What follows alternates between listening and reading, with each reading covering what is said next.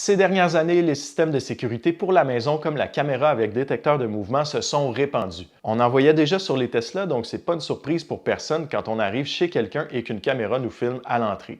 Bien souvent, le propriétaire met ça juste pour éviter de se faire voler ses colis. Ça devient un peu plus questionnable comme choix, par contre, quand on visite une maison et que le système de sécurité est extrêmement visible au point de soulever des questions. Par exemple, la porte d'entrée industrielle blindée avec 3 loquets, ça fait pas la meilleure première impression dans un quartier où aucune autre maison a ça. D'autres fois, c'est pire. J'ai eu un client à Rawdon qui avait une maison vraiment trop sécurisée.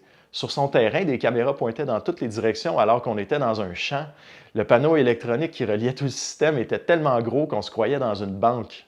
Dans sa cour, il y avait des clôtures frost qui ressemblaient vraiment à un enclos à chiens. Tout au long, je me disais « Ouais, je sais pas qu'est-ce qui justifie autant de sécurité ». Quand j'ai vu l'immense grange au fond du champ qu'on ne pouvait pas visiter parce qu'elle menaçait de s'effondrer, je me suis dit que je voulais peut-être pas avoir la réponse à ma question. Le plus drôle dans tout ça, c'est que mon client avait rien à voir là-dedans. La maison était une reprise de la banque avant qu'il l'achète. Ça m'a pris plusieurs semaines avant de la vendre et je pense vraiment qu'on aurait pu faire mieux si tout le système de sécurité n'était pas autant visible. Soyez subtil avec ça.